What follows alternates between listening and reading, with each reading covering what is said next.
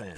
Welcome to your commercial-free, uninterrupted investment show, sponsored by the SEC-registered investment firm, Wilsey Asset Management, a fiduciary firm owned and operated by President Brent Wilsey, who has been putting clients' investment needs first for over 40 years. The Smart Investing Show has been giving unbiased financial information for over 27 years on local radio stations right here in San Diego, providing you with fundamental analysis on stocks and investments you want to know about. Now, here are your hosts, Brent and Chase Wilsey.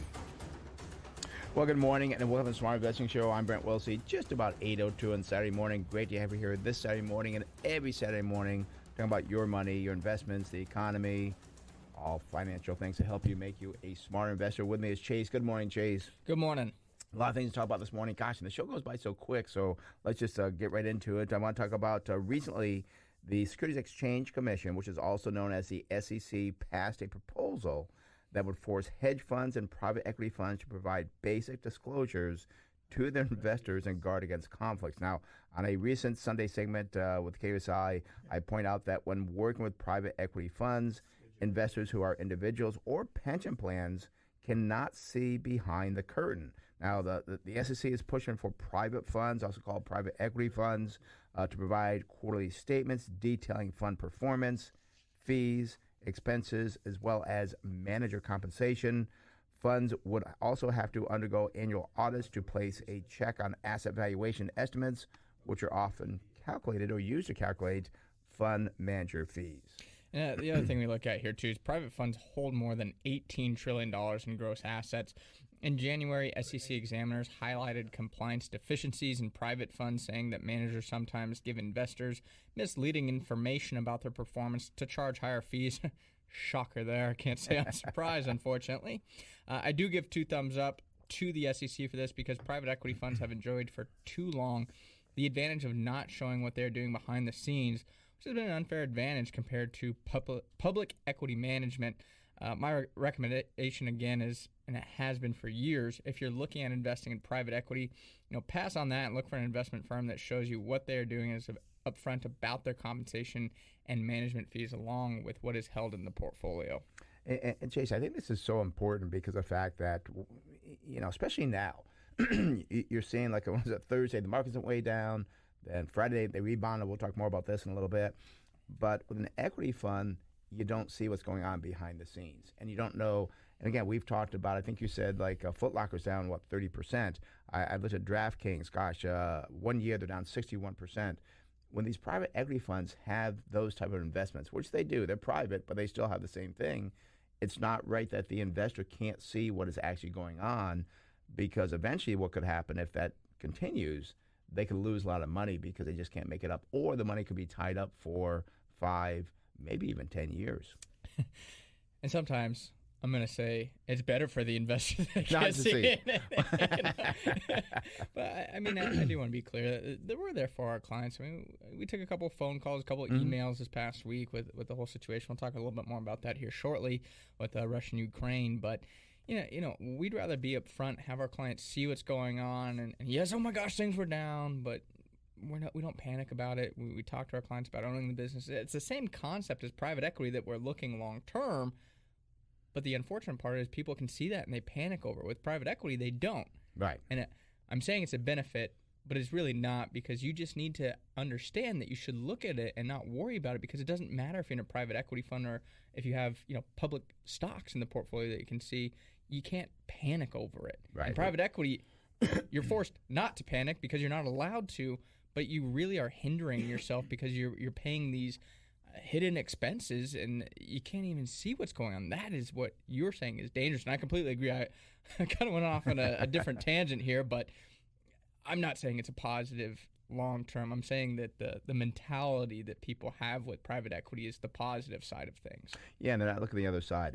And again, I've been for over 40 years talking about education for people. That's what the Smart Investing Show is about, to educate people. And we tell people when they come in for consultations, you're going to have losing months, losing quarters, losing years. That's going to happen when you're investing. That's the reality. This private equity, oh, it's okay. Well, no, behind the scenes, you don't know what's going on. And what worries me, again, you could waste 5 or 10 years, even longer, they said some of these funds go for, thinking you have something when you really don't. Because we have seen companies go down and not come back because of high debt, because of the product's not good any longer, cash flow is not there. But you don't see that with private equity.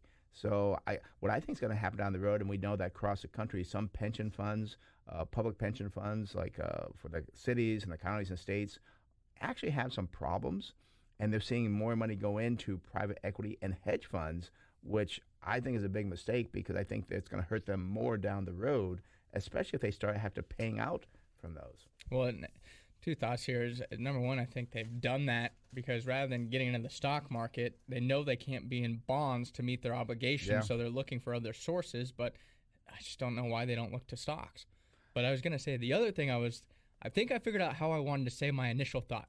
If people looked at the stock market like they do with private equity and real estate, you would do far better in the stock market. It's just that long-term perspective of, I'm not going to sell during downturns, but for some reason with stocks, you panic. You panic. Real estate, private equity, you don't. Right. And again, it's because it's not marked a value every 10 seconds, we'll call it. Every millisecond. Every millisecond, yeah. I was trying to be generous there. But that is the big difference, is that you don't see that. And I think, hey, it's okay to see that. We tell people when they come to our office that even on these high volume days like on Thursday, on average, only about 0.6% of the volume is being traded. And a lot of that's coming from these traders, the high-frequency traders. So you have to understand that, hey, I own a food company, I own a insurance company, I own a consumer cyclical company. Whatever it may be, you own that business. You can't worry about the short-term daily movements. And I will say, out of over 700 clients, I think we only got 3 calls, I think, on Thursday, which is, and again, that's because we try to explain, in our client events that we do and the emails that we send out to people, what's going on. So again, I'm really against especially private equity, because I think it's a smoke and mirrors type investment. I hate when I see people, I'm in private equity. It's kind of like it has this nice thing like, I'm so special. Well, I don't think you're very special being a private equity. I think you're going to have some problems. Well, and we've kind of seen too in the past where, I guess isn't private, it could be considered private equity, but like alternative investments as well. Yeah, and, I think the problem is that people kind of get sold on this idea that it's for the rich. Right. And, the wealthy people do it, so I should be doing it too. And the other thing is, I go back to this Proton Center that we were talking to a potential client about. And they were blinded by like the pro formas and the excitement around it. And again, you don't see the valuation of what that Proton Center was worth. Well, a couple of years later, we talked to her and she said, I lost everything. Yeah. And that is what is scary. Is also, what do you mean it's gone? It goes from $1 million investment to zero. It doesn't go from $1 million to 700,000 to 500,000 to 400,000 to zero. Yeah. It goes from $1 million to zero. That is what is very scary. And I can't count the number of people that have come to my office over the past 40 years that have lost money on private real estate deals. Yeah. It just happens a lot. It's real estate safe. It's not safe because it's a private deal that you don't know what's going on behind the scenes. So it's just something and again, the SEC is there for guidance. We have been audited twice by the SEC. No fines, nothing else. And again, I appreciate, sounds kind of funny, appreciate them coming in. And I never have a problem because we always try to do the right thing. And I'll probably never be a billionaire, but that's okay. I enjoy what I've done for 40 years, and hopefully I can do it for another 40 years. I guess that'd be kind of a long time. But see what happens with medical technology. Right, there we go, yeah. So, well, let's talk about it. It is almost March here. And I'm sure people are either thinking about their tax returns or filing their tax returns or have done it already. But did you have problems reaching the IRS last year? You wouldn't have been alone, as the IRS has just 16,000 workers, I'm surprised at that number, fielding 240 million calls. Now, do the math. That's about 15,000 each. Part of the problem came from new complications, which include the stimulus payments. That's a lot of phone calls. Man, they had to be kind of bored. Their ear must hurt. And it's not like they're spread out either, No. They probably come in the hot parts during the day. But we also look to this helped create an increase in math errors. I know my sister got one. She's like, I don't know what this means. And that's the problem, is a lot of the people that don't know enough about finances and taxes and things like that, you're kind of tasked with this big problem, and you're like, I don't know what to do. Yeah. So, that was something that created more complications. And also, to those math errors, they rose to 11 million last year on those 2020 returns, which compares to 1.9 million in the prior year. And one thing I look at here, too, is with the addition of the child tax credit in 2021, I am assuming this year's tax returns will also see an elevated amount of math errors, because I think that's going to be even more complicated than the stimulus payments. Oh, yeah, well, we're starting to hear about that already. And again, we talked about it, I think, in July of last year, like this is going to be a problem. And people just think, oh, this is great. I got money, no problem. And now, like, what? It was a credit, and now you owe money? That's going to be the problem. Then people are going to owe money, and they may not have that money in the bank to pay it. Well, I mean, that's the silly thing about it is the IRS was never really meant to be a payment distribution system. Yeah. It was a tax collection system. So to task them with these new tasks is really, I'd say, difficult for a government agency. And the other thing I look at, too, with the child tax credit in particular, is this is something that was given out monthly. And then all of a sudden, oh, no, if you didn't get enough, well, now you're supposed to get that on your tax return. Or if you got too much, now you got to pay it back. I mean, it's quite frankly, I think it could be a mess. I'm very interested to see how it works out this tax season. And actually, we said that the 240 million calls that they're fielding those, plus you put this other stress on them, and now you got to do this. I mean, it is a problem, and I think it's going to be worse this year. So hopefully, do your taxes right. Hopefully, there's no conflicts there. Make sure that you're very patient, but it's going to be, I think, worse this year than 2020 was. Well, I think there's an elevated amount of 2020 tax returns that are still being finalized as well. So I think they're still working on 2020 in some cases, and now you're starting to get the 2021s. Right. I mean, gosh, that's a tough spot to be in. And I know I got my taxes in pretty early. It came back quickly. I got mine done already. For 2021? For 2021, yeah. Wow. So I'm all good to go. I was worried after I saw this. I was like, I better get it done. When did you file your tax return? Let's see. I filed it last week. Last week? So you don't have to get your refund yet? Oh, no, you don't. You're not getting a refund. I'm not getting a refund. I'm the lucky one that gets to pay the federal government more money. Okay. All right, before we go to the next topic, I do want to open the phone line for that unbiased, no strings attached, fundamental opinion about what you want to talk about. 833-288-0973. That's 833-288-0973. And Chase, we talked before about reasons not to use stop-loss orders, and we had a good example of why not last week. Now, due to the invasion in Ukraine of Russia, or from Russia, the markets was down dramatically on Thursday morning. Throughout the day, it was down, and then after the president spoke, the markets rebounded. And then Friday was a big day. So, that's why we kind of talk about this. Yeah, and the way you got to look at it is, had you been stopped out of your position when the market opened in the morning, you would have missed anywhere between a 5 to 10% rebound in some cases. So instead of trying to falsely protect your investments with stop-loss orders, understand the investment and don't worry about short-term volatility. And I got a comment on my Facebook kind of asking for more clarity on how stop-loss orders work. So I wanted to kind of clarify that for people. Let's say a stock's trading at $100 and you have a stop-loss order in at 90. Well, if it falls down to 85 during the day, your order would be placed and you'd sell at about $90 a share. The problem that we're saying is, let's say during the day it rebounds from $85 a share up to $95 a share. Well, you were sold out at 90, you missed out on that bounce back. So you're kind of selling low, and then do you buy high again? Yeah. That is the problem with the stop loss. It's a trading tool, and if you're a trader, yeah, maybe you want to try and implement some stop loss orders. But we're not traders here on the Smart Investing Show. We're long-term investors. I don't care about the volatility that happened Thursday. I was talking to a client, and I was saying, I remember you always tell a story about, I think it was during the China 2015 incident where it fell like 5%, and you were on the news, and you said, well, what did you do during that, Brent? Well, I looked up at the TV, and then I went back to my computer. Yeah. There's no point of panicking during that. And the other thing, too, is stop losses. And again, there's stop loss, limit orders. There's different things you can do. But if you just put a stop loss on there, and again, I'll use your example, and it was at 90, but if it opened up at 80 or 85, what it may be, that may be the price you get. So it's going to lock in an even lower loss. So you really have to understand what you're investing into, because if you're not, it's like going to Vegas. And okay, well, if it's on, red, I'll double my bet, but it's on black. I mean, it's just these little tricks supposedly that work out, but they don't work out. And now if you did have stop-loss orders on Thursday, you're sold out. Well, now it went back up on Friday. Now you have the question, well, is it going to go back down again? Do I buy? What if it goes up even higher on Monday or Tuesday? What if Ukraine is looking pretty good? I mean, there's so many factors to look into, and you could be out forever because it just went up from there.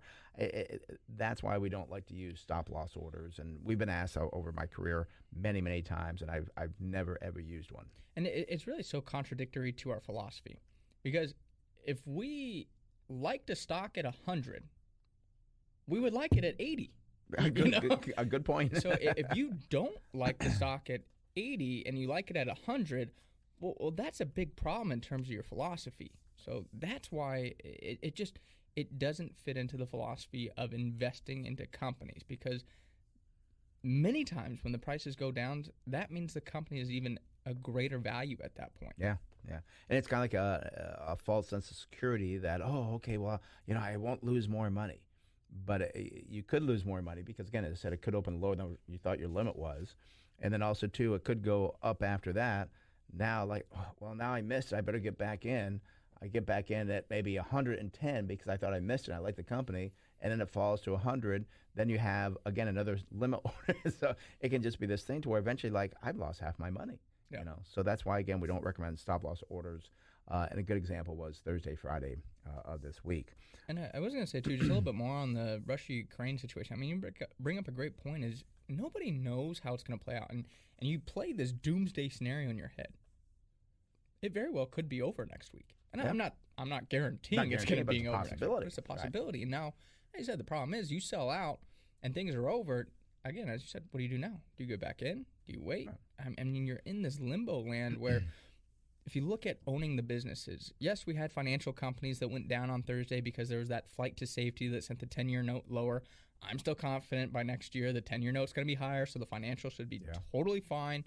You look at the energy companies, they did well. Energy companies might pull back a little bit if Russia now actually starts to back off because oil spiked. So that's the benefit of having that diversified portfolio, is there's going to be things that benefit from situations like this, and there's going to be things that are hurt by things like this. So that's why we don't panic during that, because we have good companies in different industries. Yeah, it really, the only thing it increases is your emotional stress when it actually increases doing stop-loss order or trading. When you own businesses, you do very well. You will have fluctuations, but you just say, no, this business will be here today, tomorrow, and 5 years from now. And I do want to kind of point out, I was very relieved this morning. I was reading an article about how actually there was 2 state banks in China that were limiting the funding to Russia. Oh, good. That is what honestly scares me the most, is China. And everybody used to watch the U.S. to see what they're doing in situations like this. I now look to see what China's doing, because they're the ones that I think can really create some issues. Because if they were to invade Taiwan, if they were to completely side with Russia on that, that'd be a big problem. But China also does rely on us and a lot of other places for their exports. So there's still a little bit of a tie to us where I think they know, well, we can't leave the Western Europe and the United States behind and just side with Russia. That gave me a lot more confidence kind of this weekend. And also, too, yeah, you're right. Because with China, when I said, oh, good, because they're limiting the funds, they were silent. They hadn't said anything. So that's the first positive move we've seen from them, because we were afraid of them backing up Russia. But it seems like they're not saying anything. And we do know that the relations with Russia and China have gotten better. But I think there doesn't seem to be anyone around the world that is like, yes, Russia, go ahead, you're doing great, because it just, and I think Putin may, I don't want to get too political here, but Putin may just kind of realize, like, ooh, maybe this was a mistake, I shouldn't do this. So, but again, we'll see next week what happens. Markets could go up, they could go down, but yeah, the stop-loss orders just don't work. Good example is Thursday, Friday. Phone number is 833-288-0973. Again, that's 833-288-0973. One thing before we go to the calls, too, and I want to talk about our workshop, is I was thinking about my tax return. You know why it probably got filed so quickly? Why? Because I owe money. You know, yeah, they definitely. probably have red flags for when people owe money. Oh, refund. We're going to need to take some time to process that. And again, we'll kind of go off topic a little bit here, but I believe that we know the national debt hit $30 trillion. I think we're going to see, because this is now March, April, and so forth, I think we're going to see that reverse, because I believe there's going to be a lot of money coming in. from companies, from individuals, stock trades. I think we're going to have some big revenue numbers coming in that'll make things look a little bit better. The question will be, can we stay in that course, or is the administration and I mean everybody are going to say, oh, things are great again, let's spend more money? No, do not spend more money. Let's move on the right direction now, not start spending more money. I wonder if Elon's already paid his $10.7 billion too. Oh, there you go. Yeah, so that's going to help out. Yeah, he should get like a gold medal or something. I don't know if you saw it, not going to get political, but I will. With Elizabeth Warren, I forget what he said exactly, but he tweeted at her and was like, oh, I'm stopping by D.C. Should I go to the IRS and pick up my cookie for having the largest tax bill ever? Yeah, he should get a cookie. All right. We are going to, and we already have people signed up for this. I think we're getting close to being filled, but we do want to make sure that, that there's a workshop on Thursday, March 3rd at 6 o'clock in Scripps Ranch. This is now 2022. We got the potential war going on here. Is it going to happen? Not going to happen. We're going to talk about how to invest in this uncertain year. We will discuss, too, such things as why the index may not perform as you expect, how to take the emotions out of investing and avoid the roller coaster ride of investing, and how to build a portfolio to weather the possible upcoming storm. So if you want to sign up for the workshop, go to our website, smartinvesting2000.com. That is smartinvesting2000.com. Or call the office, speak with Priscilla. She'll get you signed up. And we look forward to seeing you Thursday, March 3rd at 6 o'clock in Scripps Ranch. So talk about all these things to help you become a smart investor, especially this year. And we're excited because we were supposed to have one in January, but then the restrictions with COVID kind of came back, so we had to postpone that one. So this will be our first one in several months, so we're really excited for it. Yeah, it's been a while, so yeah, we are excited about it, and I think we'll probably have a full capacity, but we'll try to get as many in as we can. And I'm going to let people in on a little secret. We used to do these monthly, but we have shifted to doing these more on a quarterly basis, so we won't be doing one in April, so make sure you sign up if you want to come to the one in March. Exactly. All right, phone number is 833-288-0973. That's 833-288-0973. Let's go out to Alpine and speak with Jim. Jim, you're on the Smart Investor over at Chase. How can we help you? Hey, good morning, guys. Once again, kudos on your private equity discussion there. I absolutely agree. It's like, I always look at how do I get out of this deal? Right. And I think there are ways to get out, but I think sometimes you might lose half of what you invested trying to get out early. Yeah, there are here and there equity markets that'll trade, that'll give you places to sell them, but it's like, no, thank you. Yeah, exactly. Pennies on the dollar. Right. Oh, okay, great. What a deal. Well, how can I help you out there, Jim? Well, I'm continuing my pipeline theme from next week, and APD is what I'm looking at for the dividend. Thank you, Randy. Quiet, Randy. Anyway, I got a guy getting in my car here. Sorry, guys. No problem. Yo, you're good. Continuing my greed for the dividend checks, and hoping to see how it works out. Okay. Well, let's look at let's look at the Enterprise Products Partners. Symbol is EPD. They are in the oil and gas midstream industry. Not much float on it, which is positive. It's only 1.9%. I'm surprised here. Institutional ownership is very low, 26.6%. I can't remember the last time I saw a company with such low institutional ownership. We do see a PE ratio looking pretty good, 11.3 versus 22.4. Price to sales 1.3. That is below the industry at 1.4. Price to book value of 3.2. That's very good because the industry is at 43.5. And price to cash flow checks in at 6.6, also below the industry at 7.3. And we have a PEG ratio 1.1 versus 14.8. So the valuation ratio is looking pretty good for Enterprise Products Partners. Now, we do see the year growth on earnings was 4.7%, not as good as the industry, up 14.1%. Sales, however, were up 34.1%, which was better than the industry at 27.7%. They also do have a 5-year growth rate better than the industry at 10.7% for the company versus 8.4%. Now, here's your dividend, 7.8%. They use 100.3% of their earnings to pay that out. So, again, we know that I believe they have to pay it about 90% if this is the type of company I think it is. but still they're paying out 100%. That sounds kind of strange. So they could have to cut that dividend, or there could be problems down the road. We do see that the balance sheet got a current ratio of 1.1 versus 0.9, so that's good. Debt to equity 120, a little bit high, but we're okay with that. Not okay with the industry at 280% debt to equity.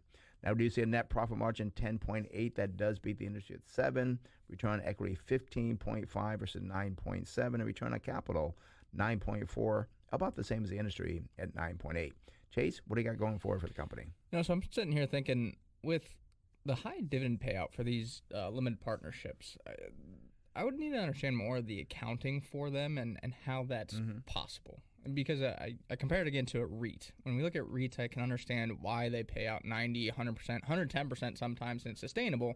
Because if you look at the FFO, there's so much depreciation with real estate that's a non-cash expense that allows them to still have cash flow to pay a dividend. Is there a lot of depreciation with limited partnerships? Where is the discrepancy between earnings and cash flow to justify that payout ratio? So that's something I would want to understand more, I guess, with partnerships, because we don't really own any partnerships. So. No, we don't. You really got to kind of dig deep into those numbers to see, does this company really make sense or not? Yep. So let's continue looking at the numbers. The current price here, $23.80. 52-week high, well, that's $25.69. And the 52-week low, $20.42. It's had a great start to the year, up 10.5%, while the index is down 8% for the year for the S&P 500. Good-sized company here, $51 billion market cap. If I go forward to December 2023, I see estimated earnings per share, $2.34. Would give us a target sell price of $38.84. So, the valuations look very good on it, and I'm optimistic about that. The other thing I'll say is the balance sheet looks much better on this one, Jim, than the one we called in last week about. So I like it. Again, it goes back to the same conversation we had about the partnerships last week, though, and understanding the complexities with them. And I was trying to pull up something beyond the 1 year time frame here, Jason. For some reason, I can't find the button to actually go out beyond 1 year. But I'm pretty confident in saying that I don't think this has seen the appreciation we have on other regular oil companies. And I say that, Jim, because you get a big dividend, but I don't think you get the big appreciation. And we had a company in our portfolio from the low to the high. I think it's up, 100, 200%, whatever the number may be. But we've seen that with Chevron. We've seen that with Exxon. I don't think you would see it with these companies. Now, the question is, will oil go to 150? Will go back down to 50? We don't know. But you just won't get the big appreciation out of these type of enterprise product partners type funds. You'll get the dividend, but not that. And also, again, I remember to talk to your tax person about the taxability of these outside of a retirement account. Yeah, no, I don't look at them, so much for the growth as for the cash flow. Yeah. I just look at it a little bit like Valero. They don't just drill for anything, but they're definitely involved in the industry. Yeah, but keep in mind with Valero, you get a nice dividend. Well, you did when it was lower, and a lot of appreciation on companies like Valero, where I just don't know why I can't find the thing to reset this. Did you find anything, Jason? Because I want to go back like 3 years. The 3-year return was like 16%. 3-year return, 16. Yeah. So, and I think if you had compared that to an Exxon or a Chevron, I think it would have seen a much better return over 3 year or maybe 2 year. But my point, Jim, here is that I know you're kind of looking at the cash flow, but we like to look for companies that are undervalued because it'd be nice to get the cash flow plus some good appreciation there over the next, we'll say, 3 to 5 years. I just don't think you would see that on these enterprise product partners. All ready? Yeah, that's okay with me, frankly. Okay. Well, Jim, good talking to you. Have a great day. Yeah, I think I'm going to come sign up for your workshop here shortly, just so we can be more than a voice on the phone, Sure. We would love to have that. All right. Well, thanks again, folks, as always, and have a marvelous day. You too, Jim. Thank you. Bye-bye. All right. That does open the phone line, 833-288-0973. That's 833-288-0973. Let's go to San Marcos and speak with Phil. Phil, you're on the Smart Investment with Brent Chase. How can we help you? Hey, good, guys. How you guys doing? Good. How you doing, Phil? Hey, good. Hey, I got the email earlier today, and I'm not worried whatsoever and not panicking. I actually look at it as buying opportunities, especially for the one company you named out in that email, but I haven't been able to do any diligence on the following company. Was wanting to get your take on it. T. Rowe Price, TROW. Yes, it's funny, when I first saw that pop up, I thought, is T. Rowe Price public? But I guess they are public, so you can invest into an asset management firm. Company again is a T. Rowe Price Group. Symbol is TROW. They are an asset management company. That's the industry. A little bit, not bad short, but about 5% short, which is kind of surprising to me compared to the other companies, but nothing worried there. Institutional ownership, 75%. PE ratio 11.1. That's good, but not as good as the industry at 8.7. Price of sales 4.3 versus 2.9. Price to book value 6.1 versus 11.4, and price of cash flow checks in at 9.6. Very good compared to the industry at 24. Now you got a nice PEG ratio here as well, 1 versus 4.7. Earnings per share growth over the 1 year up 32.9%, but the industry was up 58%. And sales for T. Rowe Price increased over the year by 20%, but the industry was up 34.9%. We do see a 5-year growth rate estimate from the analysts here of 12.6. That is above the industry growth at 9. They do pay a dividend, nice dividend here, 3.3%, and only use 31% of their earnings to pay that out. Taking a look at the balance sheet, we got a current ratio of 11.8 versus 3.6. That's extremely high. I wonder if there's something on there that is causing it to be so high. I would really want to check into that to have that much current ratio. And even the quick ratio, which is just cash, is 11.8, could be because it's an asset management company. Debt to equity 0 versus 100% for the industry. That's a positive. Net profit margin, very good, 42% versus 25.5. And return on equity for T. Rowe Price, 36.8 versus 17.1. Chase? Yeah, so current price here for T. Rowe Price, well, it's $145.26. The 52-week high, though, I was shocked by this, $224.55. We've seen a big pullback there. And 52-week low, that's $134.13. Talk about that pullback. Year-to-date return for T. Rowe Price down 26.1%. So I'm guessing they must have had some questionable earnings or forecasts or something going forward, because that's a pretty big downturn for T. Rowe Price here. Looking forward, though, for T. Rowe, I go out to December 2023. I see estimated earnings per share of $12.79. Does give us a pretty attractive target sell price here of $212.31. So the value looks to be there for T. Rowe Price. The balance sheet was strange, I'm guessing, again, because it's a financial company. Mm-hmm. But one thing I'd want to understand more about with this company is, again, I know they have the mutual funds. Is that where they get all their money from? How do they make their money? Do they have other products? Do they have other revenue streams? Or is it just from mutual fund fees? That's just a question I have for. Yeah, and these are things we do. We try to come up with questions for you to find out if it's a good investment. I did kind of look at it. I was kind of curious how they could have such a high. For some reason, in August, late August, they did peak about 220. They fell back down to 180 or 190. Then they went back up in November, back up to 220. And now, as you said, they're around 140, 145. One thing that worries me with this, too, is in addition to what else do they do, how many index funds do they have? Mm-hmm. Because I think that could be a problem as well. You really have to understand this business, I think, because it could be a good buy at this level, but I'd want to know what they're doing to make their money, because there could be problems there behind the curtain. I always get a little bit nervous, too, about the future of mutual funds. And it seems like, I mean, we don't employ any mutual funds or equity mutual funds at our firm. And it looks like more people are kind of shifting to the ETF type thing, which is this going to hurt a company like T. Rowe? Maybe they do have the ETFs. I'm pretty sure they do. Right. But it could come at a lower expense ratio, or there could be that race to lower fees where now that's starting to ding their management fees. And if they're very heavily reliant on management fees for the mutual funds, that could limit their upside potential going forward as well. And I do question going forward. I think the next 5 to 10 years will not be as pleasant as the last 5 to 10 years were. So I'm kind of curious how the ETFs will do in that time frame. Will active management from the mutual funds perform better than ETFs? So I just don't know, Phil, as we're talking here. I don't know if I'd want to buy an asset management company unless they had something really special there. And I know T. Rowe Price have been around for a long time. I think they're rather large, but I just don't know if I'd feel comfortable holding them in my portfolio. All righty? Yeah, I was, the reason why I called was I was monitoring them on that big drop. Chase, I think you mentioned 26%. And, I look for opportunities to buy on the low, but I don't want to fall into the trap of just because they were 190 or 220 3 months ago, it's an automatic buy, and was wondering if you guys had any more insight on them. So thanks for the info. Yeah, there's a lot more research to do on it because again, you want to really understand how they're managing money, how many funds do they have in ETFs, how many do they have in index funds?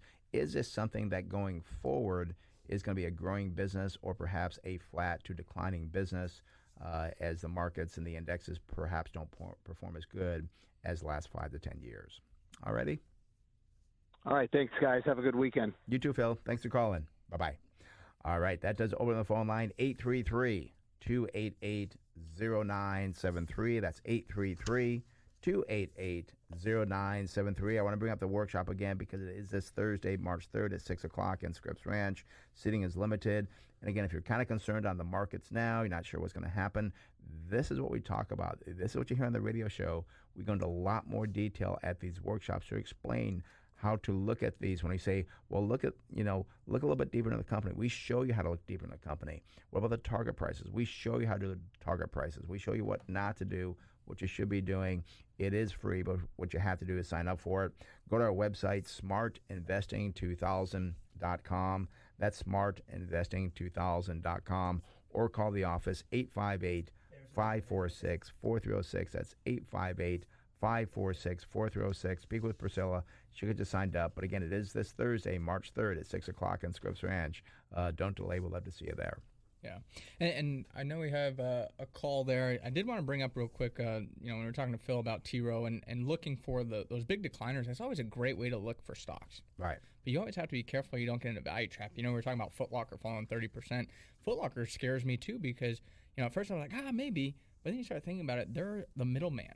And I think what happened, I just saw briefly, some deal with Nike looks like it fell through. Oh, that could be a huge issue, and that's the problem where Nike says, we're just going to start selling direct. We don't really want to go through Foot Locker anymore. You got to be careful of trying to find things that have big falls, and it's like, wow, this is a great idea, and then you get into what's known as a value trap. You want to, again, think through it as we kind of were talking with Phil, and maybe T-Row's okay, but you got to think through that process. And one thing we've talked to people before as well is that you have to look to see what their biggest customers are. Mm-hmm. And with Foot Locker, if Nike, I'm just throwing out numbers, is 30% of their business and Nike says no one can use it any longer, that's a big problem for them. So you've got to understand the business. These are things we talk about. These are things, again, we talk about the workshop as well to understand these businesses. That's not so much of a fixable problem. No, exactly. Yeah, we look for fixable problems. You lose Nike, and there's, again, we're just throwing out numbers here, 25% of your sales. That is not really a fixable problem. That's a business-altering problem. Yes, and it would take them years to recover from that. And there's not like, okay, we'll go to Under Armour, that will replace it. No, I mean, Under Armour, I think it's the second biggest one, as my guess. But they already sell Under Armour. Yeah, that's what I'm saying. So you can't even increase much with that. But again, the demand for Nike is there. So yeah, part of a business. Again, these are things we talk about the workshop to help you understand more of what we talk about and say, well, go look over here and do more research. All right, 833-288-0973. Let's go to Harrison. I know we're going a little bit early, but I do see we got Carl calling in and someone else calling in, but hang with us. We're going to get to you. Good morning, Harrison. How you doing this morning? Hey, guys. Doing well. How are you doing? Good. I like the topic today because it's something that I think a lot of people ask this question. And it's a very simple question, but I think it's a very important question, and that is, what is a CFP? What is a CFP? So a certified financial planner, there's a couple things. First, in order to become a CFP, you have an education requirement where you have to have a degree, and you also have to have some additional financial planning coursework done after that's been approved by the CFP board. So you've got your education requirement. You have to take and pass the exam. You have to have a minimum of 3 years experience working in some type of financial planning capacity, and then you have to adhere to the CFP ethics agreement. So a couple different things there. As far as the exam goes, there's 8 different topics that it focuses on.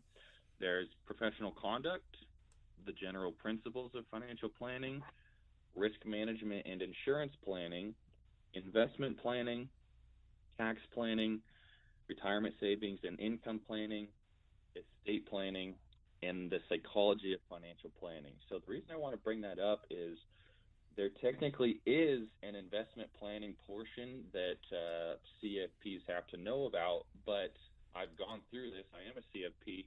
In that investment planning portion, there's really nothing about actually analyzing investment. It's more about what types of accounts are there, what types of assets are there, how are they treated from a tax perspective. There's a little bit about options in there, but there's really not anything that's actually about analyzing and building a portfolio based on, intrinsic value and that type of thing. So, sometimes people talk to you guys, Brent and Chase, and say, oh, well, are you guys CFPs? But at the end of the day, you're not CFPs, and you don't need to be to manage your investment portfolio, because those are really two completely different things.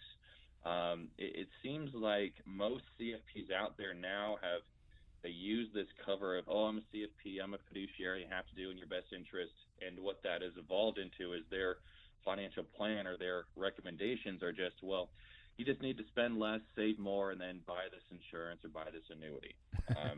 There's not really a whole lot of value going on there. Nobody needs to be told that they need to spend less and save more. That's obvious. So I've throughout my career, I've met with, at this point, thousands of people. So I've got a pretty good idea of what people want and what they don't want and what's important to them. And since I don't sell anything and I don't gather assets and invest assets myself, I can really just focus on what is important to people. And what I found is, for younger people, the most important thing is they want to find ways to build wealth more efficiently through tax reduction and incorporating, in many cases, stock investments and real estate investments, and how those two work together. For older clients, it's much more about structuring your assets and your cash flow to give you options to retire sooner with more income and pay less tax on that income. So that's really what financial planning is supposed to be. That's what being a CFP is all about. But unfortunately, I'd say probably 99% of us give the rest a bad name just because people focus on selling things and not actually providing value for the people they're working for. Yeah, and Harrison, it is kind of a shame because people do say, oh, well, CFP, you must be a great investment advisor. That is not the case. You kind of pointed out it's a very small part of what a CFP actually does. Again, I always call you the captain of the ship to look at everything, not just the investment part. And it's hard. I think it's impossible to do a good job at both, to do a financial plan for somebody and also manage your money wisely, because it takes a lot. I mean, Chase and I spend a lot of time analyzing it and doing the right thing. That's why we do well, because that's all we focus on. And then you're part of our company where you actually do the financial planning for people. So it works out very well. And I think a lot of people have come to you and said, wow, I had a CFP before. He didn't do anything like what you're doing. I can't tell you how many times people have told me, we went to the CFP in the past, we were sold this annuity, and it was the worst thing I've ever done financially. I literally heard that yesterday. I hear that all the time. And you're right. After I'm talking with people, they say no one's ever talked to about this type of stuff before, is, how taxes work, how we can actually reduce current and future tax liability, how we can grow our wealth more efficiently. Those are the things that are important to people, and if we do that correctly, that's what the real value of financial planning is. Yeah, I was going to say too, you brought up the great point about being a CFP and a fiduciary, and fiduciary has become such a prominent word in the industry, and I'm glad it has. It's a really important distinction that people should look at when they're looking at hiring somebody. But the scary part about the term fiduciary is it can be used to kind of hide behind it. What I mean by that is, you're right, you can be a CFP fiduciary, but then you could be a broker and sell products. Or you could also be a hybrid advisor where you are a fiduciary that manages money, but also you have your license to sell products. And which hat are you wearing? The same thing with the CFPs. You have to be careful and understand what capacity of fiduciary is that advisor you're looking at. Well, Harrison, a lot of great information there. So thanks for calling in. We'll see you on Monday, and you have a great Saturday. Thanks, guys. We'll see you on Monday. Okay. Bye-bye. Again, that's Harrison Johnson. He is our CFP, our financial planner at Wilson Asset Management. If you want to talk to him, call him at the office, 858-546-4306. That's 858-546-4306. Or go to the website. You can get more information about him and our firm there, smartinvesting2000.com. That is smartinvesting2000.com. All right, let's go back to the phones. Let's go out to La Jolla and speak with Chad. Chad, you're in the Smart Invest Show. Brent and Chase, how can we help you? All right, thanks, guys. Thanks, Brent. Thanks, Chase. Big fans. Thank you. I was looking to buy Roku. Just wanted to get your opinion on that. Okay, and I know you had a couple up there, so you decided to go with Roku. So let's take a look at Roku here. So you don't own it; you're looking at buying it, correct? Yes, sir. Okay, let's take a look at Roku.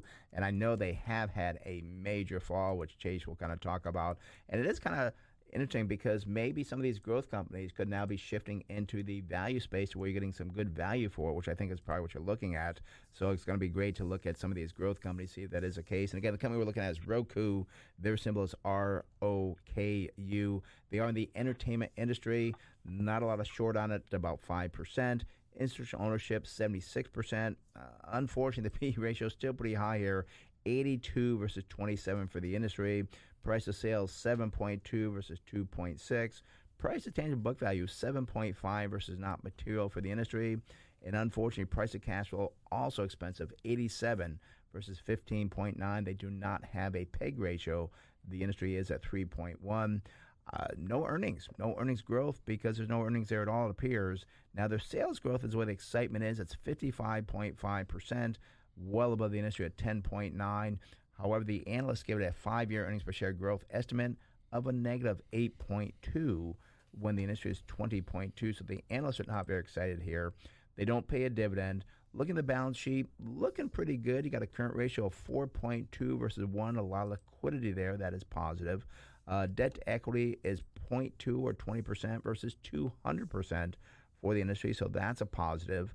Looking at the net profit margin, 8.8% versus 10.8. That is good. Return on equity a little bit low, 8.8 versus 11%, and return on capital, 9.7 versus 8.6. All right, Chase, give us the numbers going forward, and where has the stock been? Yeah, so current price here for Roku, $139.61. I mean, gosh, 52-week high here, $490.76, and the low, $102.60. So year-to-date return down about 38.8%. If I go forward, though, unfortunately, to December 2023, I see estimated earnings per share of 44 cents. Would give us a target sell price of $7.30. And one thing we talk about a lot with these companies that concerns me is now you start to get away from the momentum type stock. Mm-hmm. Well, it's still not a value stock. So we talk about this limbo land where what type of investor is going to want Roku? And what I think could happen is you could get some bottom fishers, and we've kind of seen that where it fell to 102 as a low. Now it's at 139. It's kind of got this dead cat bounce going towards that. But I was looking at Sam Adams as another example. That's one that fell dramatically last year. Yep. It went to like 400, bounced back to 500. Well, now it's back at 350. Oh. So you got to be careful getting back into these type of momentum stocks, because if they don't garner that type of momentum, this thing could easily fall back under $100 a share because the value's still not there for it. And it could be there in years, but it's still not a value company. And Chad, I got to be honest, I don't understand the whole concept of Roku, but I know there's a lot of competition, entertainment and streaming and everything else. If I was going to invest in this company, I'd really want to understand what is their advantage over these other companies. Well, they're like the platform. They're not competing against Paramount or competing against Netflix. Right. They're hosting it. So, I'm curious, what is the potential headwinds for this company as well? But I mean, you do have competition from Apple. I'm trying to think of some other names. Actually, cable companies, they are competing with this because they know that if they don't do something, they'll be out of business. So that's you have to kind of look at how crowded is this field. And again, they're going to earn, 2023, you said, 40 cents or something? 44, yeah. 44 cents. It's just is not there yet, so I'd be patient. I just don't see going forward momentum for this company. So I'd say keep watching it, but it's got a long way to fall before I'd say, yes, this is a great buy. All right, Chad? All right, thanks, guys. Appreciate it. All right, thanks for calling. Have a good one. Bye-bye. All right, that does open the phone line, 833-288-0973. That's 833-288-0973. And again, I want to talk about the workshop coming up on Thursday, March 3rd. That is this week, this Thursday. We're not going to have another one probably until probably June or so. So I'd recommend you sign up. And again, with all the volatility going on in the markets, we talk about different things with the debt, with the economy, what's going on with the Ukraine situation. We just talked about how to look at these businesses. That is what we do at the workshop. We show you what we do. I've been managing money for over 40 years. We show you everything we do when we manage money for people. So it is a free workshop. Oh, and we'll also show you how to get that target buy price and target sell price as well. It is free. You got to sign up. Go to our website, smartinvesting2000.com. That's smartinvesting2000.com. You can call the office at 858-546-4306. That's 858-546-4306. Speak with Priscilla. She'll get you signed up, and look forward to seeing you Thursday, March 3rd at 6 o'clock in Scripps Ranch. All right, let's go up to Oceanside and speak with Carl. Carl, you're on the Smart Investor Brent Chase. How can we help you? A year ago, I bought Rattler RTLR around $10. It has gone up to about $13 and paid out a 7% dividend. I'm wondering, should I hold on longer on this company? Okay. What is your valuation on that company? All right. Well, let's take a look at Rattler Midstream. Symbol is RTLR. Not a bad start here on the PE ratio here. I do see, and by the way, they're in the oil and gas midstream industry. Institutional ownership is about 84%. But again, as I was saying, the PE ratio, not bad start, 15.7 versus 22.4. Price of sales, 1.4. That is the same as the industry. Price to book value, very good, 1.5, well below the industry at 43.5. And price of cash looking good at 2.2 versus 7.3. We got a PEG ratio, very good as well, 0.9 versus 14.8. Now, over the past year, we have seen earnings increase by 12.1%, almost as good as the industry at 14.1. However, I see a problem here with the sales. They were down 4.3%. Industry up 27.7, so I don't know why in this time in an energy company we see a decline in their sales. You'd want to understand that before you invest in the company. Their 5-year growth rate does look pretty good, 13.9. That's above the industry at 8.4. They pay a dividend of $1.20 a year. That's 8.9% on the current stock price, so that's a pretty good yield there you're getting. Look at the balance sheet. Current ratio, 3.9 versus 0.9. That's a positive. Debt to equity, 130. That's okay, but getting a little bit worrisome there. The industry is at 280. We do see a net profit margin, 12.3 versus 7. Return on equity, 9.1. Just about the same as the industry at 9.7. Chase, what do you got going forward? Yeah, so current price here for Rattler Midstream, $13.52. Nearest 52-week high of $13.87. And the 52-week low, well, that's $9.51. See, year-to-date up about 19%, which again compares favorably to the S&P 500, which is down 8%. This is a pretty small company. The market cap is just $539 million. Wow. So you got to be careful because this thing can move and move quickly if institutional money decides to get in or out of this business since it's so small. But if I go out to December 2023, I do see estimated earnings per share of $1.11. What gives a target sell price at $18.43. Now, you got to be careful with that estimate because there is just two analysts, which doesn't surprise me considering the size of this business. Yeah, and Carl, about how much percent of your portfolio does this make up? Not too much. I bought 2,000 shares at that time a year ago, and so far it went real good. I'm wondering if I hang in there or skip it. I made some profit on it. Yeah, I would say I would hang in there. I think I did point out, though, I am concerned why their sales went down 4%. I would want to check into that. If that checks out, fine. I just don't understand why their sales would go down, because if they go down again, this stock may have a different direction that starts going. I would, at that point in time, say get out of it. Mm-hmm. But checking that, if that looks okay, then I'd probably say stay with the company. It looks pretty good. Get a nice dividend there. All righty? Okay, thank you. All right, Carl, have a good one. Bye-bye. All right, let's head out to San Diego and speak with Wayne.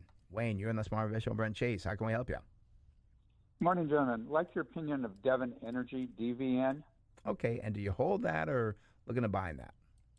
looking to buy. It's got a 7% dividend versus my other oil stocks are, close to 5%. Yeah, I think we get a lot of oil stocks today with the dividends and so forth. People get excited about those. So let's take a look at Devon Energy, symbol DVN. They are in the oil and gas E&P industry.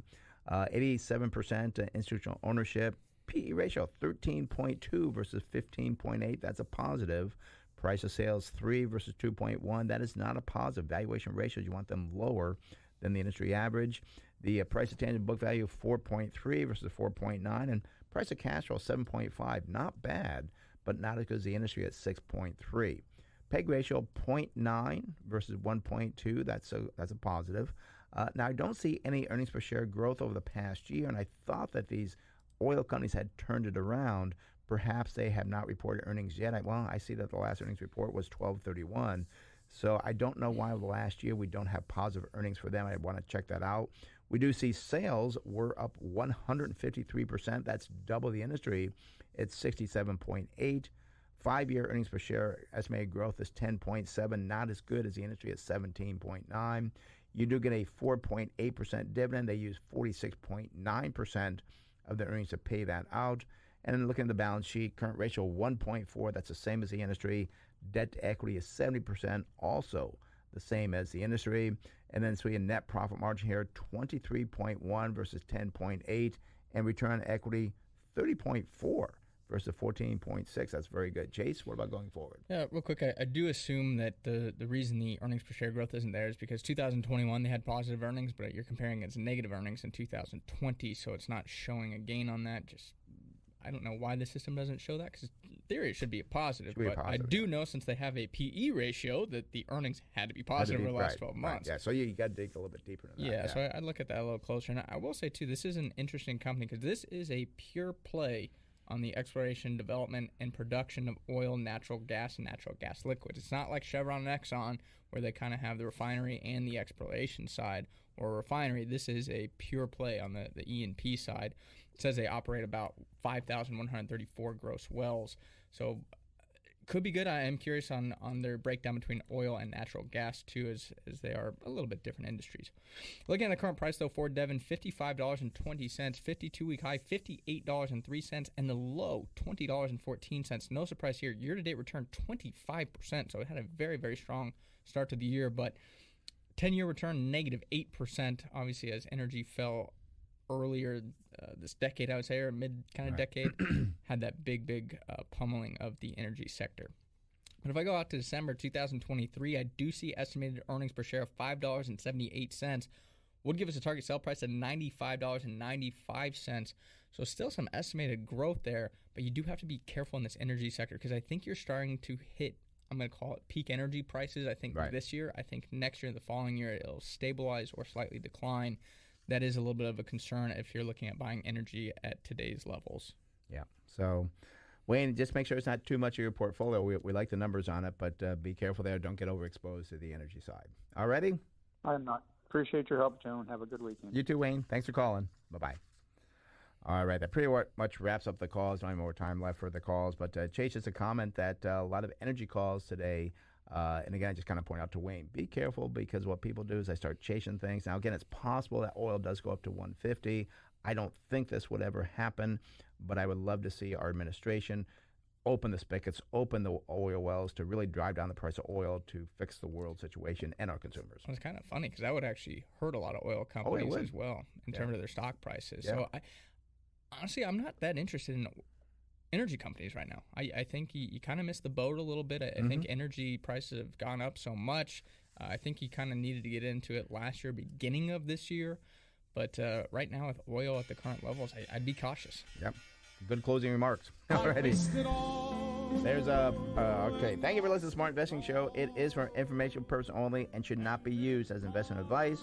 If you'd like to discuss in more detail your investment needs, have other investment questions, feel free to call myself, Brent Wilsey, or Chase Wilsey at 858-546-4306. That's 858-546-4306. And visit our website, smartinvesting2000.com. That's smartinvesting2000.com for more daily educational information, along with investment tips. Go to our Facebook page, Smart Investing with Brent Chase Wilsey. Thank you for listening to the Smart Investing Show. Have a great day. We'll talk more next week right here on the Smart Investing Show. To think that I did all that, and may I say